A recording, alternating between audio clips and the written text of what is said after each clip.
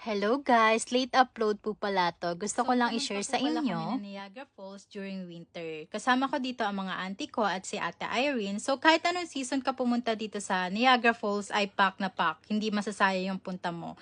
Ang Niagara Falls kasi ay kilalang tourist spot dito sa Ontario. Hindi lang kilala. Kilalang tourist spot. Itanong nyo pa sa kapitbahay ninyo. Dito din makikita mo ang border ng Canada at US. Kabila niyan ay US na. So, syempre, bawal tayong tumawid ng US kasi wala naman tayong US visa. So, konting kain lang, malaki ang servings dito kahit mahal.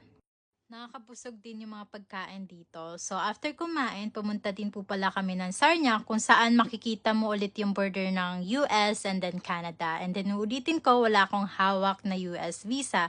So, hindi tayo makakatawid or makakalangoy papuntang US. So, shout out na lang kay Ate Sharon na kung saan nagtatrabaho sa US.